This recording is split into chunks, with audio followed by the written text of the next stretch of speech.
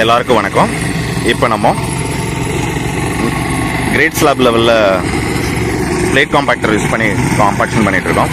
இதை plate compactor சொல்லுவாங்க, earth ரம்மர்னு சொல்லுவாங்க. எப்பயுமே கிரேட் ஸ்லாபில் ஒரு 3 feet 5 feet ஹைட்டில் யூஸ்வலாக நம்ம வீடுகளுக்கு செட் பண்ணுவோம். நம்ம நிறைய பேர் என்ன பண்ணுவாங்கன்னா, இதை தவறுதலாக பேஸ்மெண்ட்னு சொல்லுவாங்க. அதை கிரேட் ஸ்லாப் இல்லை ஃப்ளோர் ஸ்லாப்னு சொல்லணும், அதான் கரெக்டு. இப்போ நீங்கள் காம்பாக்ஷன் எப்படின்னா, ஒரே டைமில் நீங்கள் 3 feet ஹைட்னா போட்டு பண்ணக்கூடாது. ஸ்டேஜ் பை ஸ்டேஜாக பண்ணணும். இப்போ ஒரு அடி போடுறீங்க, ஒரு அடி போட்டு ரோலர் காம்பாக்ஷன் பண்ணுறீங்கன்னா ரைட், பிளேட் காம்பாக்டராக யூஸ் பண்ணிங்கன்னா ரெடிக்கு ஒர்க்கு தான் பண்ணணும். அந்த மாதிரி ஸ்டேஜ் பை ஸ்டேஜ் ப்ராப்பராக பண்ணிங்கன்னா ஒரு இண்டஸ்ட்ரியல் ஃப்ளோருக்குன்னா என்ன ஆகும்டா, ப்ராப்பராக செட்டில்மெண்ட் ஆகும். ப்ராப்பராக நமக்கு காம்பாக்ட் ஆகி பண்ணும்போதும் எந்த ஒரு சுச்சுவேஷன்லையும் நமக்கு இஷ்யூன்னு வராது. ஃப்ளோர் செட்டில்மெண்ட் ஆகி டைல்ஸில் டேமேஜ் வர்றது, இல்லை ஒரு இண்டஸ்ட்ரியல் ஃப்ளோரிங்னா கிராக் வர்றது, அந்த மாதிரி வராது.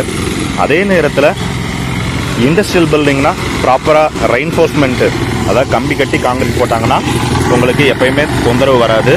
ஸோ அந்த மாதிரி விஷயங்களே நம்ம ஃபாலோ பண்ணணும்.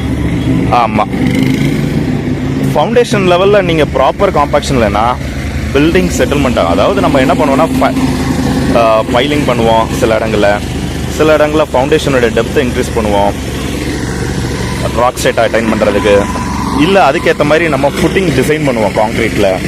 ஸோ இந்த மாதிரி விஷயங்கள் நம்ம கவனிக்காமல் என்னென்னா, ஃபுட்டிங் டிசைனும் சரி, காலம் எல்லாமே பில்டிங்கில் ஒவ்வொரு ஸ்டேஜ் ஆஃப் கன்ஸ்ட்ரக்ஷனுமே முக்கியமான விஷயங்கள் தான். எந்த ஒரு ஸ்டேஜில் நம்ம தப்பு பண்ணாலும் அது நமக்கு லாஸாக தான் இருக்கும் தவிர அதை ரிசால்வ் பண்ணுற மாதிரி இன்ஜெக்ஷனோ டேப்லெட்டோ போட்டு பண்ண முடியுமானா முடியாது. பில்டிங்கில் ஒவ்வொரு விஷயமே நம்ம கவனமாக பண்ணினா தான் நமக்கு லாங் ரன்னில் இருக்கும்போதும் ப்ராப்ளம் வராது. ஆமாம்.